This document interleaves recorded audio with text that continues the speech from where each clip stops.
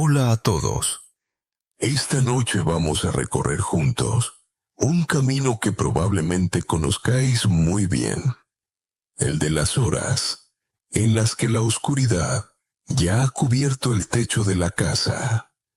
El reloj parece que ralentiza sus manecillas y, sin embargo, vuestros ojos siguen abiertos. Esa sensación de que el resto del mundo duerme y uno se queda a solas con sus pensamientos es, lo sé, dolorosamente común. Puede que no sobrevivas a otra madrugada más, mirando el techo, contando grietas imaginarias o repasando conversaciones que ocurrieron hace 10 años. Y sí, lo digo en tono dramático, porque sé lo frustrante que resulta estar exhausto y que tu cuerpo se niegue a obedecer. Así que, antes de ponerte cómodo, tómate un momento para darle a me gusta al video y suscribirte. Pero solo si realmente disfrutas de lo que hago aquí. Me gusta pensar que cada clic es como un guiño cómplice entre insomnes que decidimos compartir estrategias en lugar de resignarnos. Cuéntame también, ¿desde dónde me estás escuchando? ¿Y qué hora es en tu ciudad? Siempre me produce cierta magia imaginar que mientras yo hablo en voz baja, quizá en Madrid son las 11. En Santiago de Chile ya pasaron las 6 de la tarde y en Tokio todavía brilla el sol. Estamos conectados por este hilo invisible que es el insomnio. Ahora, apaga las luces. Quizá enciende un ventilador para un ruido suave y comencemos juntos nuestro viaje de esta noche. Lo primero que debo confesar es que no considero el insomnio un enemigo inevitable de la edad. Sí, todos los manuales de fisiología repiten que, a medida que cumplimos años, la profundidad del sueño se reduce, los despertares se multiplican y la transición entre fases se vuelve más torpe, pero de ahí a aceptar que lo normal es vagar cada madrugada como espectros por el pasillo, hay un abismo. Esa idea de resignación es una de las mayores injusticias hacia nuestros mayores. Con tu edad, es lógico dormir poco, dicen con un encogimiento de hombros. No, dormir de forma interrumpida y con agotamiento no es lógico. Es un problema de salud que merece atención. Permíteme contarte una pequeña escena. Una vez, una paciente de 74 años me dijo con voz cansada: «Doctor, siento que mi cama se ha convertido en una sala de espera. Me tumbo para esperar, no para dormir». Esa frase se me quedó grabada porque describe a la perfección la paradoja de intentar forzar lo más natural, el cierre de ojos y el silencio de la mente.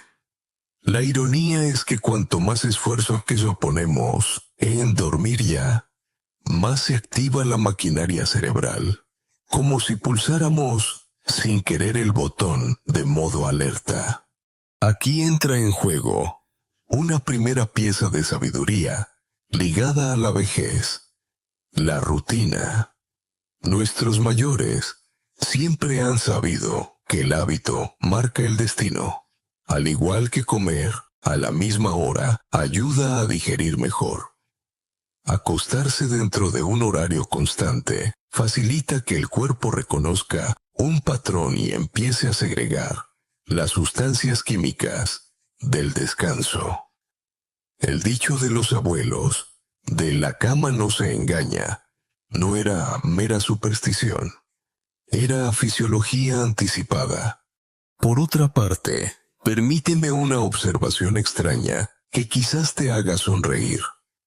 Existen mosquitos que, según estudios recientes, prefieren picar a personas con mayor dificultad para dormir. Se sospecha que el calor adicional del cuerpo inquieto actúa como imán. ¿Podría haber algo más injusto? La persona insomne rueda de un lado a otro y encima adquiere fama de buffet libre para los insectos nocturnos. Quizás sea un detalle menor, casi cómico, pero muestra hasta qué punto la naturaleza parece conspirar cuando cerramos los ojos. Algunos académicos discuten sobre las verdaderas causas del insomnio crónico en personas mayores. ¿Es un efecto de los cambios neurológicos inevitables o responde más bien al estilo de vida moderno? Lleno de pantallas y horarios artificiales, la controversia sigue abierta y, de hecho, se publican artículos en revistas médicas cada año en los que unos argumentan que la pérdida progresiva de neuronas en el núcleo supraquiasmático del cerebro es la culpable, mientras que otros afirman que los patrones de luz artificial que nos someten a estímulos continuos son más decisivos que la biología. Interesante debate, ¿verdad? Más allá de la teoría, lo que importa aquí es el alivio práctico. Y para eso, además de ciencia, necesitamos un poco de humor. Porque enfrentarse a la cama con gesto serio no ayuda. Una vez, se me ocurrió aconsejar a un paciente que, si tras 20 minutos seguía despierto, se levantara y escribiera una lista de los peores chistes que recordara.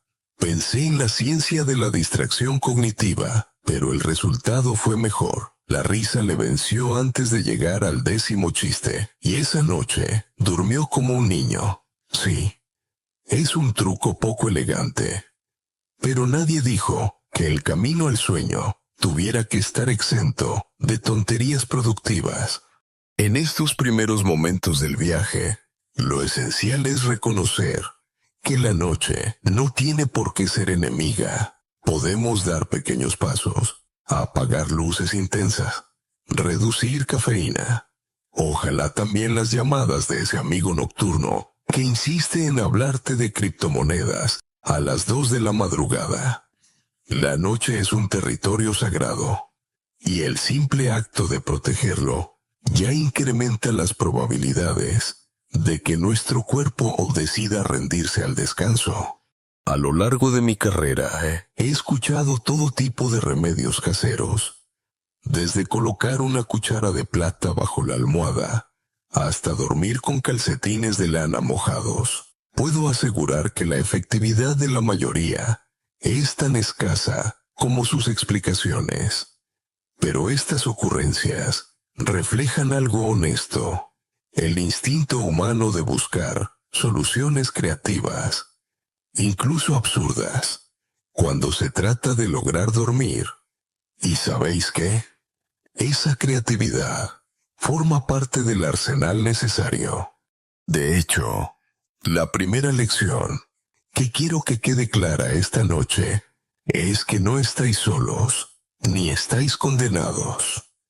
Hay caminos intermedios entre el insomnio y la dependencia perpetua de somníferos, y en los próximos capítulos de este viaje iremos recorriéndolos despacio, como quien se adentra en un bosque, escuchando susurros de hojas. Habrá alimentos, infusiones, técnicas de respiración, un poco de ciencia y un poco de ironía.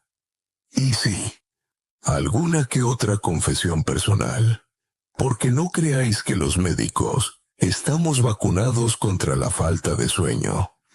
Yo también pasé por mis noches de combates contra el techo. De momento, basta con que quedemos de acuerdo en algo.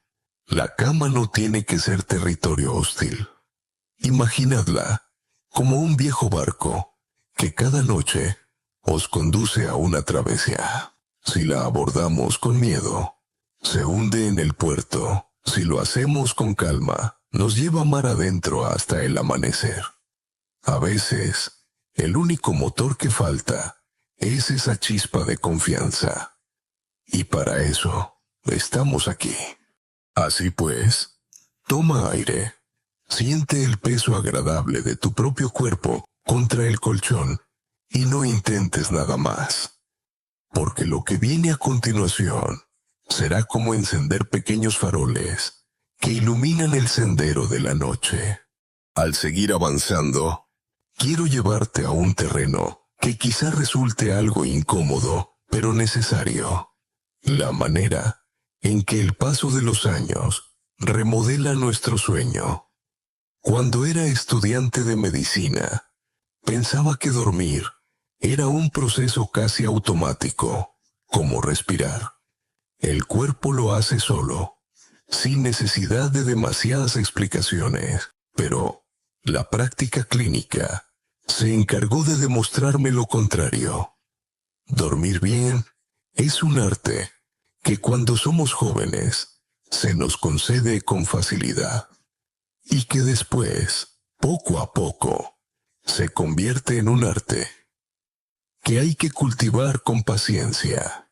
Es un hecho biológico. A medida que envejecemos, las fases profundas del sueño, esas en las que uno podría dormir, incluso si un tambor africano repicara en el salón, se acortan. Es como si esas noches de piedra densa, de inconsciencia maravillosa, quedaran reservadas para la juventud. En su lugar, lo que nos acompaña en la madurez es un sueño más frágil, fragmentado, fácilmente interrumpido por cualquier ruido, por la vejiga inoportuna o por la mente que decide ensayar conversaciones viejas a las 3 de la mañana. Varios estudios han descrito que la cantidad total de horas de sueño desciende progresivamente a partir de los 60. Pero no es solo cuestión de cantidad, sino de calidad. Las ondas lentas del sueño, responsables del descanso reparador, se vuelven menos frecuentes. A esto lo llamamos, con cierta solemnidad, cambios en la arquitectura del sueño. Y suena elegante, pero el efecto práctico es que muchas personas mayores se despiertan a medianoche sintiendo que apenas han descansado. Aquí es donde deseo introducir una pieza de sabiduría de los ancianos: la aceptación de los ritmos cambiantes. Mi abuelo lo repetía sin estudios científicos: cuando el cuerpo pide menos horas de sueño, no hay que luchar, hay que aprovecharlas bien. Esta frase, aparentemente simple, encierra esa flexibilidad que a veces olvidamos. Sí, dormiremos menos horas, pero eso no significa necesariamente dormir peor. La clave está en darle importancia al tramo de descanso, cuidarlo con esmero. Ahora bien, no todos son malas noticias. Hay académicos que sostienen que la reducción del sueño profundo en la vejez podría tener incluso cierta utilidad evolutiva. Imagina a los ancianos de las tribus primitivas, ligeros de sueño, capaces de despertarse ante ruidos y, en consecuencia, actuar como guardianes nocturnos del grupo. Es solo una hipótesis, claro, pero plantea un debate fascinante. ¿Y si lo que llamamos insomnio senil no fuera tanto una enfermedad como un vestigio evolutivo? El debate está abierto, y créedme que no se resolverá pronto. Y hablando de fenómenos extraños, te cuento uno curioso. Hay personas mayores que aseguran dormir como troncos cada vez que se echan en el sofá, pero al trasladarse a la cama, el sueño se esfuma. Este síndrome del sofá mágico está documentado informalmente en muchos hogares, aunque la ciencia no se ha atrevido a ponerle nombre oficial. Tal vez sea el entorno, tal vez la comodidad de estar en mitad del salón, pero no deja de resultar una rareza, digna de anotarse en el diario de observaciones nocturna. Lo cierto es que comprender estos cambios ayuda a no culparse en exceso. Muchos pacientes me dicen, siento que estoy roto, que mi cuerpo ha olvidado cómo dormir. Y siempre les recuerdo que la maquinaria sigue funcionando, simplemente opera bajo otras reglas. Igual que una radio antigua, necesita que giremos la perilla con suavidad para captar la emisora. Nuestro sueño en la madurez exige ajustes más finos. Permíteme ilustrarlo con una situación clínica real. Una mujer de 79 años acudió a mi consulta desesperada. Se dormía con facilidad, pero inevitablemente, a las 2:30 en punto, despertaba, incapaz de volver a conciliar el sueño. Llevaba años así, y había asumido que estaba condenada a la vigilia. Tras investigar, descubrimos que su rutina nocturna incluía una taza grande de té verde a las 10 de la noche. Nadie le había explicado que la cafeína tarda a veces hasta 8 horas en metabolizarse. Cambiar ese hábito fue suficiente para mejorar su descanso. Moraleja: a veces no es nuestro cerebro el que se arruina con la edad, sino nuestras costumbres las que sabotean el sueño. Desde la perspectiva académica, otra cuestión candente es si deberíamos redefinir el concepto de sueño normal en la tercera edad. Deben compararse los mayores con el patrón de 8 horas de los adolescentes. ¿O necesitamos escalas específicas que midan el bienestar y no solo el tiempo acostado? El consenso aún no se ha alcanzado. Y este debate se repite en congresos de cronobiología cada año, como podéis ver. Hasta la ciencia discute sobre el tema, tanto como un grupo de amigos decidiendo a qué restaurante ir. Y no me resisto a añadir una pincelada de humor. Sabéis que el colmo del insomnio mayor no es despertarse a medianoche, sino hacerlo antes de que las pastillas del día siguiente hayan sonado en su pastillero electrónico. Sí, la tecnología puede intentar ayudarnos, pero a veces se limita a marcar, cruel y puntual, que ha llegado la hora de otro medicamento, cuando lo único que queremos es quietud. La gran conclusión que extraigo es que los cambios en el sueño con la edad son reales, pero no necesariamente catastróficos. Saber qué ocurren y entender por qué nos prepara para afrontarlos. Igual que saber que el cabello se encanece, evita que entremos en pánico el día que aparecen las primeras canas. El sueño se transforma, pero si tenemos la calma y las estrategias adecuadas, podemos domesticarlo. Así que, mientras repasamos este paisaje de ondas cerebrales que se vuelven más débiles con la edad, quiero que lo veas como un recordatorio de que todavía queda camino. No estamos en la estación final de la noche. Simplemente hemos cambiado de tren. Y a veces, un tren menos rápido te permite contemplar mejor las estrellas. El verdadero dilema de quienes pasan demasiadas noches en vela aparece cuando, desesperados, recurren a los medicamentos para dormir. Este capítulo de la historia es siempre delicado, porque sé que más de uno de vosotros habrá usado una pastilla, al menos alguna vez, cuando parecía imposible cerrar los ojos. No voy a demonizar a nadie. Entiendo perfectamente la tentación. Al fin y al cabo, ¿quién no querría pulsar un interruptor químico para apagar la mente cuando el cansancio aprieta.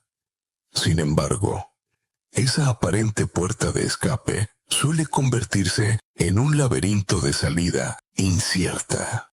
He tratado a cientos de personas atrapadas en ese círculo. La primera vez, la pastilla funciona. La segunda también. Pero la tercera ya requiere algo más de dosis. Y en apenas unos meses, el cuerpo se adapta. Empieza a esperar la medicación, como se espera al pan caliente en la panadería de la esquina. La ironía, claro, es que el cerebro, que al inicio se relajaba con la ayuda del comprimido, más adelante parece incapaz de hacerlo sin él. Es como si le hubiéramos convencido de que ha olvidado deliberadamente el manual del sueño natural. La sabiduría de muchos ancianos decía: quien se apoya demasiado en el bastón termina caminando peor. Y esa metáfora se ajusta con precisión a lo que ocurre con los somníferos. Cuanto más se usan, más difícil resulta dormir sin ellos. No significa que nunca haya que recurrir a esa ayuda. En casos graves y puntuales, es perfectamente razonable. Pero lo que vemos en las estadísticas asusta. En mi consulta, más de la mitad de los pacientes mayores de 75 años tomaban hipnóticos cada noche. Y casi un tercio ya había superado la dosis recomendada por las guías médicas. Un efecto curioso que no todo el mundo conoce. Algunos fármacos de este tipo reducen la memoria de los sueños. Puede parecer una ventaja para quien tiene pesadillas, pero a largo plazo empobrece la riqueza cognitiva y la capacidad de consolidar los aprendizajes. Dormir no es solo descanso, es también laboratorio de recuerdos. Y cuando lo bloqueamos, artificialmente, le robamos a la mente su taller nocturno. Aquí hay un debate científico abierto que merece atención. ¿Deberían prohibirse absolutamente los somníferos en ancianos, con sus riesgos de caídas y confusión diurna? ¿O deberíamos aceptar su uso controlado como mal menor? Algunos estudios abogan por la restricción tajante. Otros reconocen que para ciertos perfiles es la única salida viable. La polémica se mantiene viva y probablemente seguirá así porque cada caso es un mundo y porque ningún ensayo clínico logra abarcar toda la diversidad de vidas reales. Pero volvamos a la experiencia cotidiana. Una de mis pacientes, una mujer de 80 años, llegó a tomar 3 medicamentos distintos para conciliar el sueño. Cada noche alineaba las pastillas en la mesilla como quien forma un ejército. Y a pesar de ello, se despertaba cansada, aturdida e irritable. Un día me confesó, entre lágrimas: siento que me estoy borrando a mí misma mientras sigo estando aquí. Es una frase durísima, pero transmite algo más que el sufrimiento físico, el sentimiento de perder identidad bajo capas químicas. Mi tarea, en esos casos, consiste en demostrar que aún podemos recuperar la autoestima nocturna. Una anécdota ligera para aliviar la atmósfera. Una noche, hablando con un paciente que se empeñaba en llamarlas pastillas mágicas, me atreví a bromear. Si fueran tan mágicas como dices, deberían traer también café gratis por la mañana. Se rió tanto que, irónicamente, esa vez durmió mejor, solo con la risa acumulada. La carcajada puede ser un somnífero improvisado en sí mismo y sin efectos adversos. Lo extraño es que, mientras la sociedad teme a la cafeína, cuando hablamos de sueño, se muestra sorprendentemente tolerante con los somníferos a largo plazo. Y la paradoja está en que una simple taza de café, tardía, genera menos estragos que una dependencia de años a ciertos medicamentos. Y aquí radica parte de mi lucha personal: ayudar a cambiar la mentalidad colectiva, convencer de que tratar el insomnio no significa automáticamente recetar algo. Significa, antes que nada, buscar causas, hábitos, rutinas, alimentos, emociones. En el fondo, la decisión de tomar un fármaco es comprensible, promete inmediatez.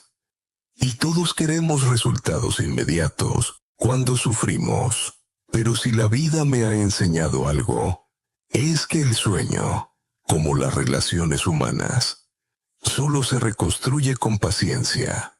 Ninguna píldora solventa el origen de las cosas, el estrés, los horarios caóticos, la alimentación desequilibrada, los miedos. Si esos cimientos no se revisan, seguiremos pintando la fachada mientras las paredes se agrietan. Quiero que retengas esto. La química puede ser un salvavidas. Nunca un barco estable para cruzar océanos. Sirve en emergencias. Pero si insistimos en vivir sujetándonos a ese flotador, tarde o temprano, nuestras fuerzas fallan. No ignoro que para muchos dejar un medicamento que han tomado años suena imposible.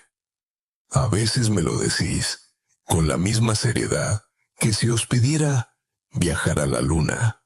Pero he visto cómo pacientes de 80 o 90 años lo han logrado, poco a poco, reduciendo dosis, en paralelo con nuevos hábitos. Y esa transformación, créeme, es de las más emocionantes que he presenciado en la medicina. Reconstruir la confianza en la propia biología es como recuperar la llave perdida de la casa. Allí dentro seguía todo. Solo había que aprender de nuevo a entrar. De hecho, una de esas historias terminó en final sorprendente. Un hombre de 77 años, que no podía dormir sin doble ración de pastillas, descubrió, tras semanas de cambios de rutina y una dieta nueva, que su sueño volvía lentamente por sí mismo. Un día me dijo riéndose: «Doctor, las guardo en el cajón por si acaso, pero ya no las echo de menos. Ahora temo más a quedarme sin plátanos para la noche que sin tabletas». Y su cara lo decía todo. Había cambiado dependencia química por un ritual sencillo y natural. La conclusión al terminar este tramo de la conversación es clara. Ni demonizamos, ni glorificamos los fármacos. Los aceptamos como herramientas de emergencia, pero no como estilo de vida. Dormir debe ser un acto íntimo y natural. Delegarlo por completo en un comprimido es como alquilarle a otro la tarea de respirar por ti. Y ninguno de nosotros, afortunadamente, lo permitiría. Llegados a este punto, quiero invitarte a un cambio de enfoque. Hemos hablado de lo que el sueño pierde con la edad y de cómo los fármacos, aunque útiles en situaciones urgentes, pueden convertirse en una trampa de largo recorrido. Ahora toca hablar de la otra cara, la esperanzadora. Los nutrientes y alimentos que, lejos de ser meros acompañantes en la mesa, actúan como aliados silenciosos de nuestro descanso. Durante mis años de investigación, descubrí algo que más tarde confirmé en mi tesis doctoral. Lo que comemos a lo largo del día marca de manera sorprendentemente directa, la calidad de la noche. Lo curioso es que esta idea, que hoy intentamos explicar con neurotransmisores y enzimas, ya la intuían muchas abuelas al recomendar un vaso de leche antes de dormir o una fruta ligera para no acostarse con el estómago vacío. La sabiduría tradicional, tan a menudo tachada de folclore, tenía bases que la ciencia ha tardado décadas en corroborar. Hablemos del triptófano, un aminoácido esencial. El cuerpo no lo produce por sí mismo, por lo que necesitamos ingerirlo a través de los alimentos. Este compuesto es la materia prima con la que nuestro organismo fabrica serotonina y melatonina. La primera regula el estado de ánimo. La segunda marca el reloj biológico. Cuando falta triptófano en la dieta, todo el sistema de descanso se resiente. En cambio, una ingesta adecuada permite que el cerebro reciba las instrucciones químicas necesarias para indicar: es la hora de dormir. Aquí entra otro mineral protagonista, el magnesio. Lo considero el gran relajante silencioso. Mientras muchos suplementos de moda prometen poco y cumplen menos, el magnesio de verdad actúa en la transmisión nerviosa, suavizando la excitabilidad de las neuronas y favoreciendo que los músculos se distiendan. No es casualidad que la deficiencia de magnesio esté ligada a cuadros de insomnio. Es como quitar el aceite a una maquinaria que chirría en cada engranaje.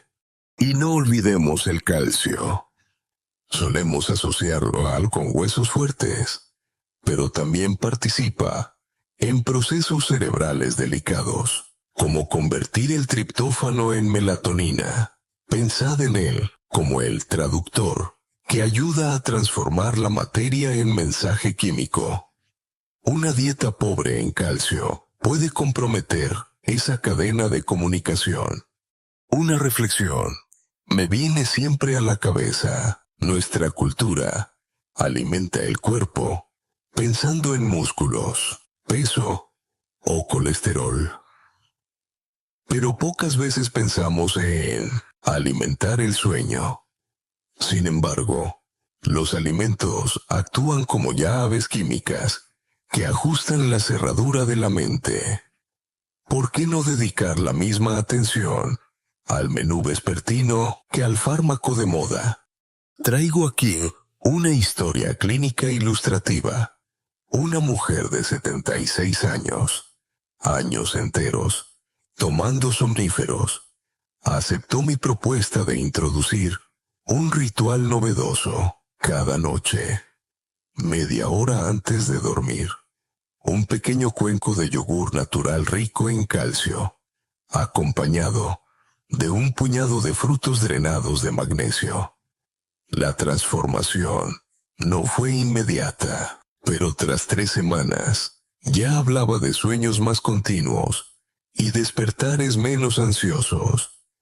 Lo llamaba, con cariño, su cóctel de nube blanca. A título anecdótico y un tanto curioso, existe un estudio menor que relaciona el consumo de semillas de calabaza con mejoras en la producción nocturna de serotonina. Lo extraño es que estas semillas, habituales en algunos países como aperitivo, nunca fueron pensadas como remedio contra el insomnio. Pero ahora se sugieren incluso en congresos científicos. ¿Quién diría que esas pequeñas pipas podrían codearse con los fármacos en charlas académicas? Quiero, además, plantear un debate que sigue vivo en los pasillos universitarios. Debemos considerar la nutrición un tratamiento formal contra el insomnio, al nivel de las terapias cognitivas o los fármacos. Hay voces que claman a favor, señalando estudios sólidos, y voces que se resisten. Teme que la alimentación se vea reducida a simple medicina disfrazada. En realidad, ambas posiciones esconden un trasfondo común, el de reconocer que algo tan cotidiano como la comida tiene más poder del que creíamos sobre la mente nocturna. Recuerdo una sesión con un grupo de pacientes mayores en la que propuse enumerar alimentos asociados al descanso. Todos mencionaron la leche y la manzanilla, pero alguien exclamó: «Las uvas pasas de mi infancia». Nos reímos, pero luego consulté y descubrí niveles de melatonina natural en las pasas. Ahí estaba, una verdad escondida tras un recuerdo de lonchera escolar. Y me hizo pensar que quizá almacenamos en la memoria más pistas de las que creemos para dormir mejor. Por supuesto, no basta con nombrar nutrientes, hace falta integrarlos sabiamente en la rutina. La clave no es solo qué comer, sino cuándo. Comer demasiado tarde estimula la digestión, justo cuando debería reposar. Y eso sabotea el inicio del sueño. Por eso, uno de mis consejos favoritos es distribuir ciertos alimentos hacia la última parte de la tarde, permitiendo que sus sustancias activas circulen justo al aproximarse la noche. Aquí podemos introducir un toque humorístico. Una vez le dije a un paciente que el triptófano era como una carta de invitación al sueño. Y él me contestó: «Pues menuda mala organización tienen mis neurotransmisores, porque esa carta siempre se retrasa». Risas aparte, la imagen explica bien lo esencial: dar a tu cerebro la invitación adecuada, con tiempo suficiente para que organice la fiesta del descanso. Si me pongo poético, diré que estos nutrientes son como músicos que afinan antes del concierto. Si cada uno llega puntual, a la hora precisa, la sinfonía nocturna suena con armonía. Si faltan o llegan desordenados, la música se convierte en un ruido agudo que impide relajarse. Para sellar esta parte, quiero que retengas un simple mensaje. No necesitas fórmulas complejas para mejorar tu sueño. Basta con redescubrir el papel de algunos alimentos básicos, integrarlos con sentido y devolverles el protagonismo que merecen.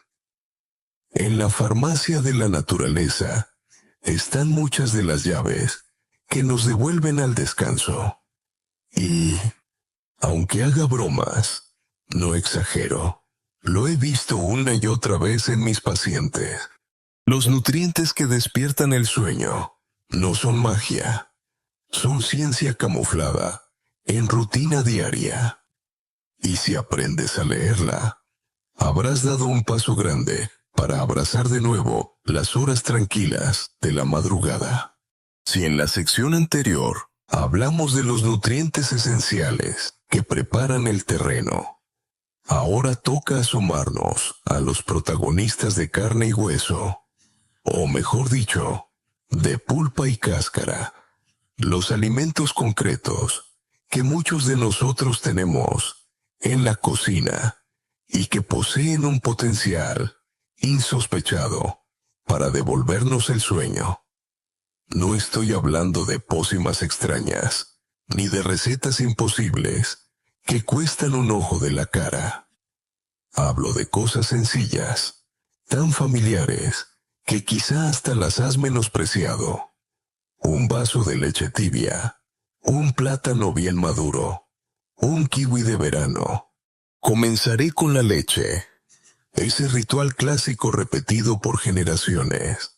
Cuando mi madre me servía un vaso de leche antes de dormir, yo creía que era simplemente un gesto de ternura. Con los años comprendí que, además de cariño, ese vaso estaba cargado de triptófano y calcio. El uno era la chispa química para fabricar melatonina. El otro, el engranaje que ayudaba a procesarlo. Por eso tiene sentido que tanta gente asocie la leche caliente con el descanso. Eso sí, he aprendido a insistir en un detalle. Es mejor calentarla poco a poco, suavemente, que beberla fría. El líquido tibio relaja, mientras que el frío suele estimular digestiones y revoloteos que no invitan a dormir. Añadir miel o canela es otro truco con historia. Ambos se utilizan, desde hace siglos, en bebidas nocturnas. No por capricho, sino porque la miel facilita el paso del triptófano al cerebro y la canela estabiliza la glucosa durante la noche. Uno de mis pacientes, un hombre serio y poco dado a extravagancias, empezó a combinar la leche con media cucharadita de miel cada noche. Días después, me dijo, divertido: doctor, he descubierto que podía dormir con dulzura. Literalmente. La frase me gustó tanto que la guardo como lema personal. Pasemos ahora al plátano. Esta fruta, tan cotidiana que solemos pensar en ella solo como merienda infantil, es un auténtico cóctel relajante, potasio para el equilibrio y, sobre todo, magnesio para relajar sistemas nerviosos tensos. He visto a pacientes con calambres nocturnos mejorar simplemente incorporando un plátano tras la cena y añadir un toque mínimo de miel o incluso de cacao puro. Lo convierte en un postre delicioso con efectos calmantes. Me atrevería a decir que este es el único recetario médico que provoca sonrisas tanto en quienes lo leen como en quienes lo practican. El kiwi, por su parte, es la sorpresa científica. Hasta hace pocos años, se consideraba una fruta fresca, rica en vitamina C.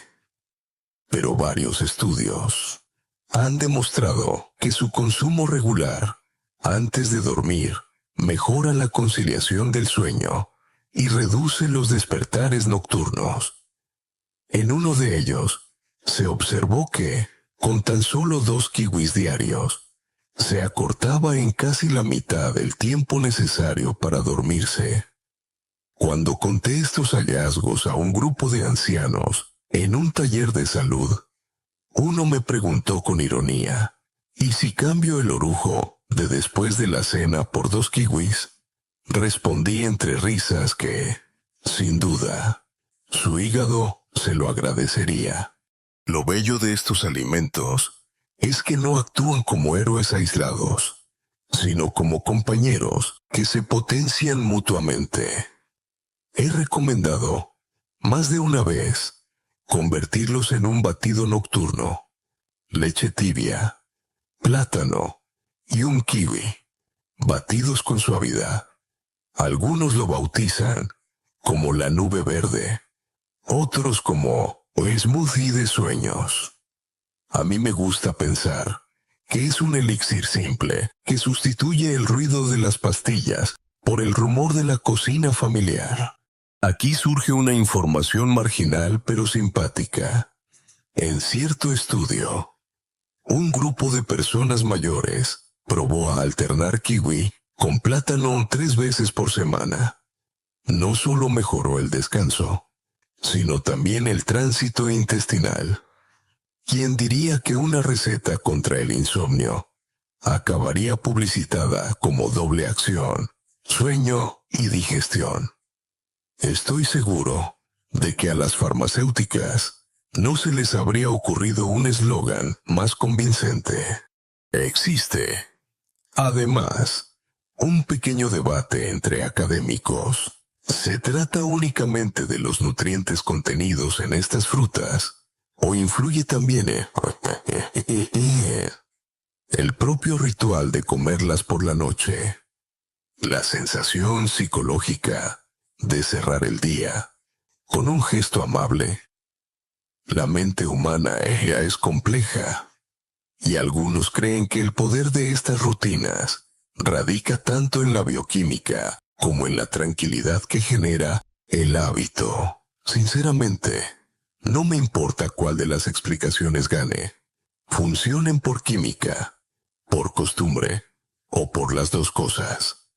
El caso es que ayudan.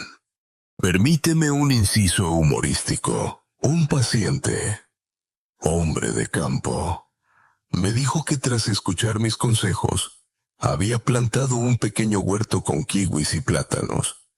A los meses volvió a verme y confesó: «Doctor, ahora sí duermo mejor, pero tengo tanto trabajo cuidando el huerto que caigo rendido igualmente». No sé si agradecerle su confianza clínica o pedirle parte de la cosecha. ¿Qué nos enseñan en conjunto leche, plátano y kiwi? Que dormir no es solo cuestión de medicamentos, ni de rituales espirituales. Es también una función corporal, influida por lo que comemos. Y recuperar estos gestos sencillos, como hace décadas, lo recomendaban las abuelas, quizás sea un recordatorio amable de que la ciencia y la tradición no siempre están en bandos opuestos. Cierra los ojos e imagina terminar la cena con un postre dulce, nutritivo y, además, aliado de tu sueño. Imagínate bebiendo un vaso de leche tibia, acompañado de medio plátano y un kiwi fresco. Esa sensación de plenitud ligera, lejos de pesadez ni culpas, marca el inicio de la noche. No necesitas nada más sofisticado para reconciliarte con tu almohada. A veces, la receta del descanso está más cerca de lo que pensamos.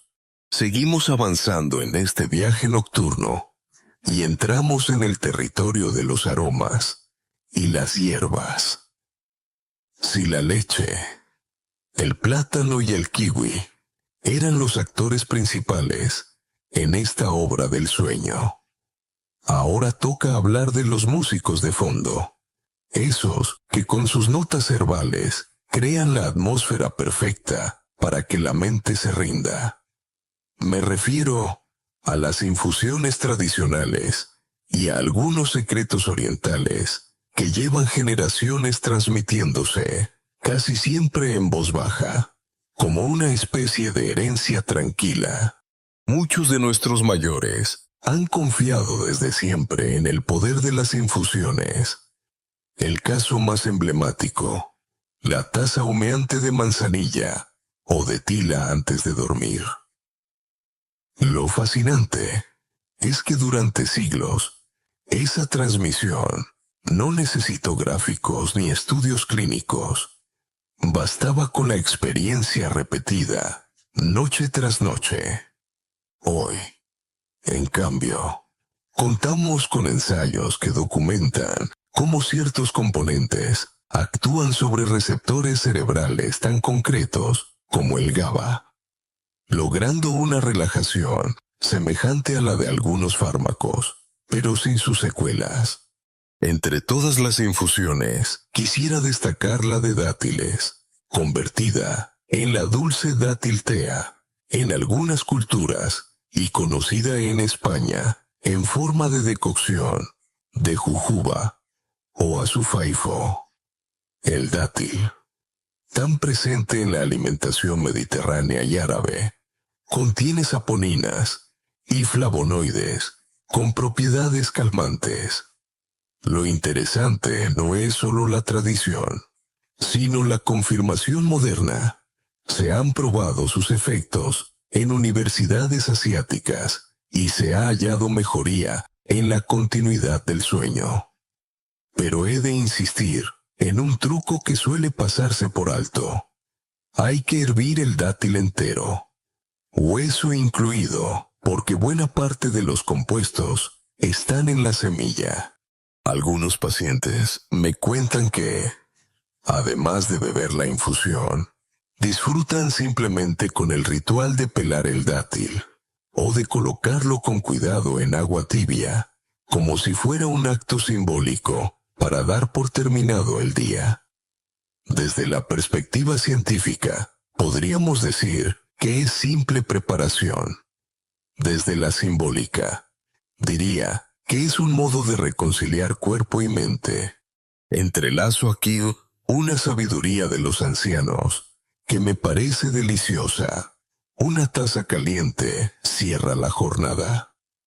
No importa qué lleve dentro, leche, hierbas o incluso caldo claro, el calor líquido cumple una función psicológica que supera lo fisiológico.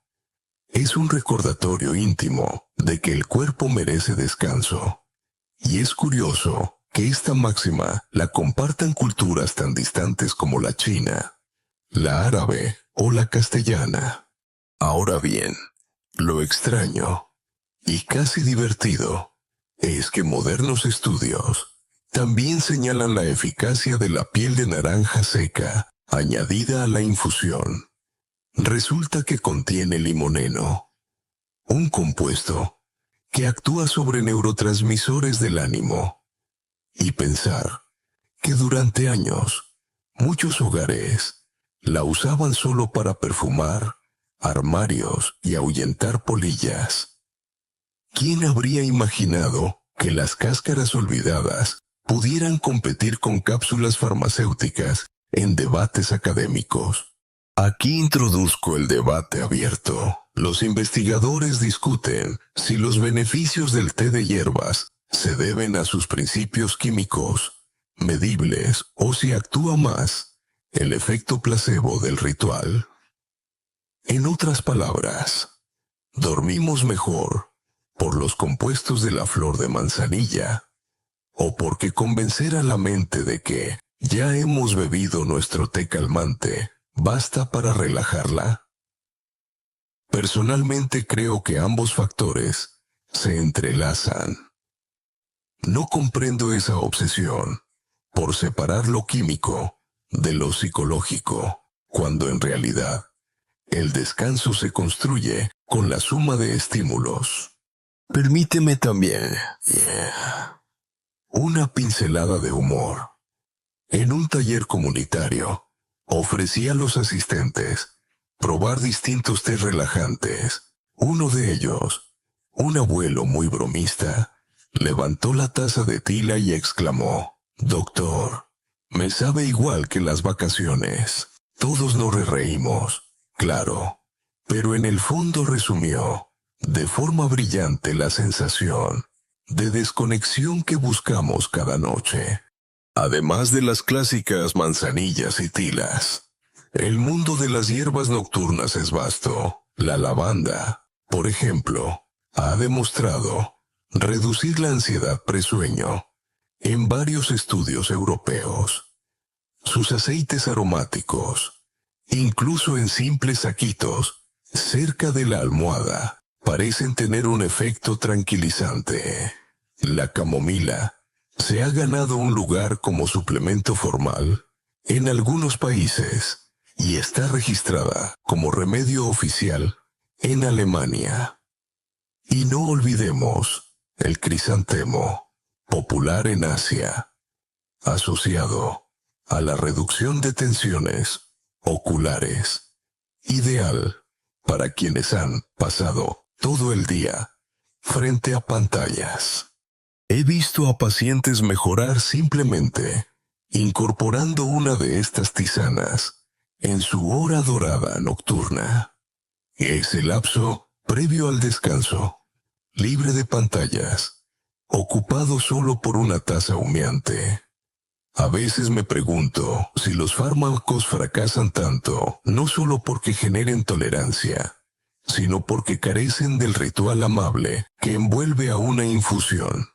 La espera mientras hierve, el vapor que acaricia la cara, el calor que recorre garganta y estómago.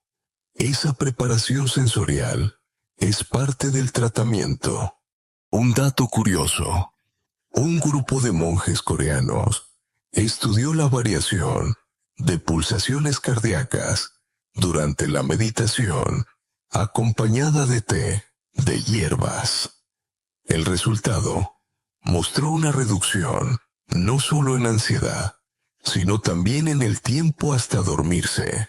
Puede sonar exótico, pero marca un mensaje universal.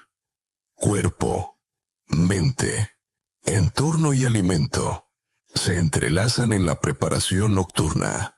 Concluyo esta parte reafirmando algo que quizá ya sabías de manera intuitiva. Las infusiones nocturnas no son superstición, sino aliadas reales si las usas con constancia. Y lo mejor es que cada persona puede elegir la más acorde a su historia y su gusto. A unos les calma la lavanda, a otros la manzanilla. Hay quienes juran por la mezcla de dátil y piel de naranja.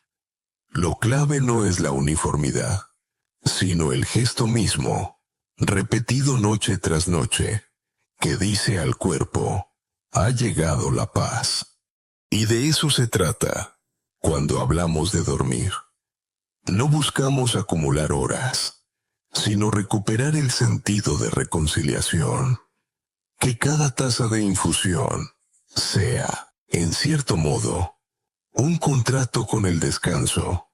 El día se apaga, la taza se vacía y el cuerpo aprende de nuevo a cerrar su ciclo.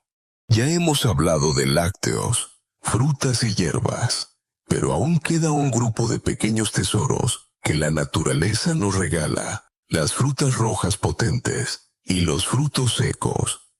Si antes nos movíamos en el terreno de lo conocido, ahora entramos en una especie de cofre escondido, abierto hace apenas unas décadas por los estudios científicos. Y permitidme que empiece por una fruta de color intenso, casi teatral, la cereza ácida, o como muchos investigadores la llaman, la cápsula natural de melatonina. El caso de la cereza ácida es fascinante. Durante años pasó inadvertida, opacada por sus hermanas dulces y brillantes en mermeladas y tartas. Pero resulta que, a diferencia de las cerezas tradicionales, contiene mayores niveles de melatonina natural, es decir, no solo endulza el paladar, también actúa como un periscopio químico que avisa al cerebro de que ya toca dormir. Algunos ensayos clínicos demostraron que beber zumo de esta variedad 2 veces al día podía aumentar en más de 1 hora la duración del sueño. ¿Quién diría que un zumo rojo tan sencillo competiría en eficacia con los fármacos modernos? Lo interesante del relato es cómo cambió la vida de algunos pacientes. Recuerdo a un hombre de 75 años, ligado a pastillas desde su jubilación. Le propuse sustituir la dosis nocturna por un vaso de jugo de cereza ácida. Al inicio, lo vio con escepticismo. Doctor, yo no creo en cuentos de hadas. Pero al tercer día, me confesó que se despertaba de mejor humor. A la semana, había reducido la pastilla a la mitad. Y un mes después, me dio la noticia que me encanta contar. Me he vuelto adicto, sí, pero al supermercado donde venden este zumo. Aquí aparece una información extraña y divertida. Los agricultores notaron que las aves que picoteaban cerezas ácidas parecían dormitar con más frecuencia durante el día. Al principio, pensaron que era coincidencia, hasta que un biólogo local relacionó la fruta con los niveles de melatonina presentes en las plumas de las aves. Evidencia indirecta, sí, pero deliciosa, como historia de cómo la naturaleza da señales a quienes saben observar. Y claro, junto a este hallazgo, surge el inevitable debate académico. ¿Es seguro recomendar una dieta rica en melatonina natural para todas las personas mayores? ¿O debemos temer que a largo plazo interfiera con la producción propia del cuerpo? La discusión sigue abierta. Algunos expertos afirman que el organismo mantiene su capacidad de regular hormonas, incluso con aportes naturales, mientras otros temen que un uso excesivo desentrene los ritmos endógenos. No hay consenso. Y ese choque de hipótesis mantiene vivas las conferencias internacionales de cronobiología. Tras las cerezas rojas, nos adentramos en el crujir de los frutos secos, esos pequeños aliados que, de tanto estar presentes en meriendas y bandejas navideñas, a menudo olvidamos valorar. Empecemos con la almendra. Rica en magnesio, actúa como llave muscular, distiende fibras, silencia el sistema nervioso y prepara la pasarela hacia el sueño. Cuando explico esto a mis pacientes, a veces bromeo diciendo, una almendra es como un fisioterapeuta diminuto que trabaja gratis en tus músculos mientras masticas. La metáfora despierta risas y, lo mejor, memoria. Nadie olvida después el efecto real del magnesio. La nuez, por su parte, guarda un estatus aún más elevado. Además de contener melatonina en cantidades relevantes, aporta ácidos grasos omega 3, esos santos, y seña del cerebro y el ánimo. Lo sorprendente es que en estudios longitudinales se halló que quienes consumían nueces de forma habitual no solo dormían mejor, sino que mantenían mejor rendimiento cognitivo. Aquí cabría otra ironía. Quizá la costumbre de romper nueces en Navidad escondía el secreto de mantener viva la memoria de las historias familiares. ¿Sabías un dato curioso? En ciertos pueblos del Cáucaso, la mezcla de leche caliente con nueces trituradas es receta predilecta para dormir a los niños. Lo extraño es que nunca lo vendieron como medicina, sino como postre cariñoso. Quiero pensar que los abuelos de esas aldeas sabían mucho antes que nosotros lo que hoy medimos en laboratorios. Aquí se abriría una vez más un debate moderno. ¿Es más efectivo obtener melatonina y minerales de los alimentos enteros o de cápsulas suplementarias? El mercado de suplementos mueve millones, pero cada vez crece la evidencia de que el alimento entero, con su matriz natural de fibras, azúcares y micronutrientes, produce un efecto más balanceado y duradero. Lo discutí hace poco en un congreso, y un colega me dijo, «Doctor, al final, parece que hemos vuelto al punto de salida. Comer de todo, con sencillez, era la mejor medicina». Y es cierto, aunque no suene novedoso ni rentable. Entre anécdota y consejo práctico, me gusta recomendar que los frutos secos se tomen en la tarde o pronto en la noche, pero no en exceso. Un puñado es suficiente. Un cuenco entero puede provocar justo lo contrario: digestión difícil, sed y despertar nocturno.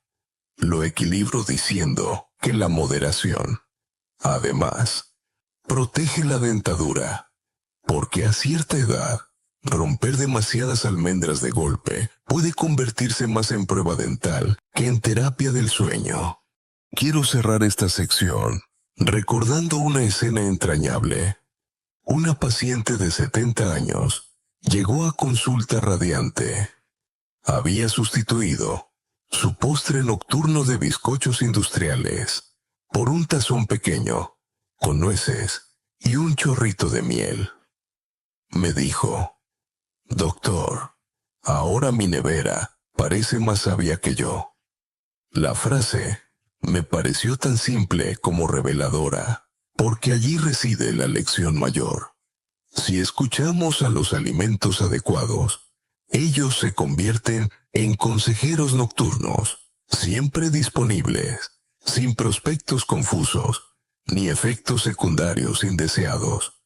Las cerezas ácidas, las almendras y las nueces nos hablan de una verdad sencilla. El sueño puede nutrirse desde dentro. No se logra con artificios lejanos, sino con el latido constante de la naturaleza al plato. Y, entre nosotros, eso suena bastante más bonito que quedarse pendiente de un blister de pastillas. Ya hemos viajado por nutrientes, frutas, hierbas y pequeños tesoros rojos y crujientes. Ahora llegamos a la última parte del recorrido, aquello que no se mastica ni se bebe, sino que se vive. Me refiero a los hábitos, los rituales y la arquitectura invisible del sueño, el ambiente, la luz, el ruido, la respiración. Porque por muy buenos que sean los alimentos, si los lanzamos sobre un terreno mal cuidado, una mente ansiosa, una habitación luminosa, un horario descontrolado, su efecto se reduce drásticamente. Uno de los consejos más poderosos que aprendí en mi carrera es el de la hora dorada. Esa hora antes de dormir, dedicada únicamente a preparar el aterrizaje nocturno, libres de pantallas y notificaciones, sin conversaciones acaloradas, en un clima de descanso anticipado. Puede sonar romántico, pero es fisiología pura. La luz azul de los dispositivos bloquea la melatonina, y el cerebro interpreta que aún es de día. He visto mejorías espectaculares en pacientes que simplemente sustituyeron media hora de televisión por la lectura tranquila de un libro en papel o por escuchar música suave. Uno de ellos, con su humor inspirado, me dijo: «Doctor, ahora en vez de series maratón, me hago maratones de bostezo. Aquí aporto una sabiduría ancestral. Lo que siembras al atardecer es lo que recoges en la noche». Esta frase, repetida en distintas variantes, en más de una cultura, resume el principio de anticipar la calma. Un cuerpo que entra en la cama con los nervios aún zumbando por discusiones, telediarios estridentes o redes sociales, no puede esperar milagros. Un hecho curioso que me encanta contar. Durante un estudio en Japón, se comprobó que personas mayores que dormían con un ventilador de fondo descansaban mejor que aquellas en silencio total. El murmullo constante del ventilador creaba lo que llaman ruido blanco, anulando picos de ruido repentinos. Y no puedo evitar sonreír al imaginar que, al final, millones hemos gastado fortunas en gadgets de relajación, cuando un simple aparato de aire ya lo hacía. En el terreno académico, hay un debate aún vivo. ¿Es más importante la regularidad del horario o la calidad del ambiente físico? Algunos cronobiólogos sostienen que el cuerpo necesita, ante todo, un reloj estable, acostarse y levantarse cada día a la misma hora, sin saltos ni en fines de semana. Otros defienden que sin un ambiente adecuado, temperatura, oscuridad, Comodidad física. No sirve de nada esa regularidad. Mi opinión personal, tras años de consulta, es que la combinación de ambos principios es la clave. Horario más ambiente, como un dúo inseparable. Veamos algunos puntos clave del espacio. La temperatura óptima ronda los 18 a 20 grados. Más calor incomoda, más frío provoca microdespertares. Y no imaginas la cantidad de pacientes que resolvieron dolores nocturnos simplemente cambiando colchón o almohada. La cama, recordémoslo, no es decorado, sino escenario principal de casi un tercio de la vida. Invertir en ella no es capricho, es salud. Una dosis de humor. Un paciente me confesó que tras escuchar mis consejos, compró una almohada de última generación que costaba media pensión. Lo divertido es que me dijo que dormía igual que antes, pero desde entonces soñaba a más cómodo. Entre risas, coincidimos en que la sugestión también tiene su papel y, si le funciona, bienvenida sea. Otro aspecto importante es el control de la luz nocturna. Al encender lámparas intensas durante las vigilias de madrugada, el cerebro interpreta amanecer. Recomiendo luces tenues o de color ámbar. Incluso pequeñas tiras de LED bajo los muebles funcionan como señales suaves que orientan sin interrumpir. Y sí, lo sé, más de uno me pregunta si esas luces no dan ambiente de discoteca. Yo respondo que todo depende de la música con la que las acompañemos. La respiración consciente y la meditación cierran este círculo. A muchos pacientes les enseño una técnica sencilla: inspirar contando hasta 4, mantener el aire otros 4, soltar en 6. Ese desfase en la exhalación reduce la frecuencia cardíaca y apacigua al sistema simpático, ese que nos mantiene en alerta. ¿Sabías que, según estudios en Stanford, solo 10 minutos de este patrón inducen un incremento real en las ondas delta del cerebro? Es decir, producen el tipo de ondas que necesitamos para el sueño profundo. Puede parecer demasiado simple, pero justamente en la simplicidad reside su fuerza. Un dato marginal, casi exótico. En Islandia se entrenan a veces conejos como compañeros de respiración para pacientes. Se colocan junto al pecho y, al observar cómo su tórax sube y baja lentamente, uno adapta la propia respiración. Cuando lo supe, pensé que era una broma, pero al investigar, descubrí que era real y, al parecer, bastante eficaz en contextos terapéuticos. La naturaleza continuamente nos ofrece profesores insospechados. Ahora, un recordatorio importante. Después de las 2 de la tarde, reduce la cafeína. Muchos de mis pacientes mayores se sorprenden cuando les explico que incluso una taza de té verde puede seguir circulando a medianoche, y que incluso el chocolate contiene pequeñas dosis traicioneras. La anécdota divertida: una anciana me dijo que solo tomaba un poco de cacao puro, hasta que descubrimos que ese poco era un tazón cada noche. Al reducirlo, sus despertares se acortaron drásticamente. Finalmente, la gestión de líquidos. No hay nada más frustrante que conciliar el sueño, sumirse en un descanso profundo y tener que cruzar el pasillo a las 2 de la madrugada.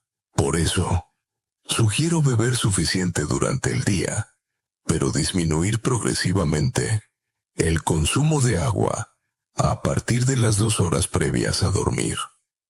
Algo tan sencillo como esto puede reducir hasta en un 30% los despertares nocturnos. Con esta mirada más amplia, quizás comprendamos que dormir no se trata de un solo acto, sino de una red completa que conecta hábitos, entorno, alimentación, emociones. La cama es la meta, pero el recorrido comienza mucho antes, en el atardecer, en cómo decidimos usar ese tiempo, en qué ponemos en el plato, en qué aire respiramos, en qué pensamientos cultivamos. Y me gusta cerrar con un toque filosófico. Dormir no es rendirse, es confiar. Confiar en que el cuerpo sabe repararse, en que la mente puede apagarse si le damos margen, en que la noche trae paz más que vacío. Si logramos todo esto, el dormitorio ya no será campo de batalla, sino puerto seguro.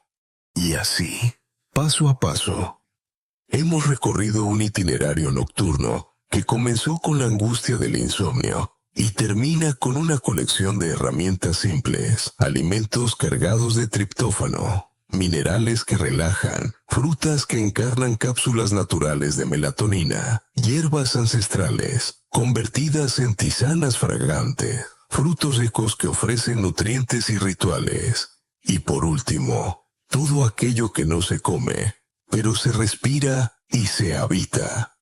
Las rutinas, la luz, la temperatura, el silencio, la respiración consciente. He querido transmitirte no solo indicaciones prácticas, sino también la convicción de que el sueño no es una batalla perdida, ni siquiera en la vejez. Se trata más bien de aprender un arte distinto al que practicábamos de jóvenes, como quien descubre que ya no puede correr tan rápido, pero sí puede caminar largas distancias con calma.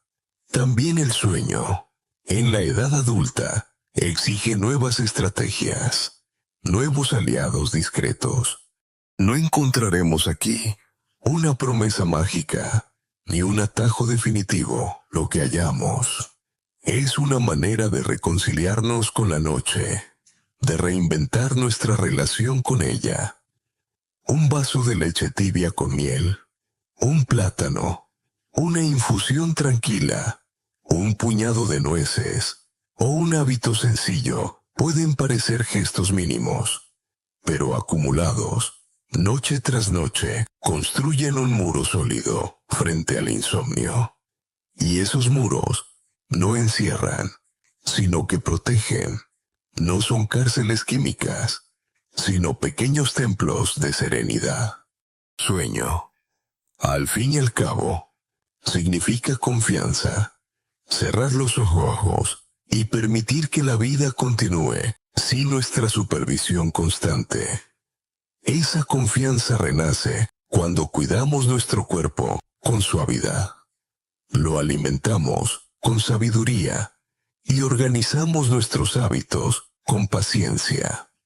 Y entonces, como un barco que al fin levanta ancla en puerto tranquilo, podemos dejarnos mecer hasta el amanecer. Fin del guión. Buenas noches.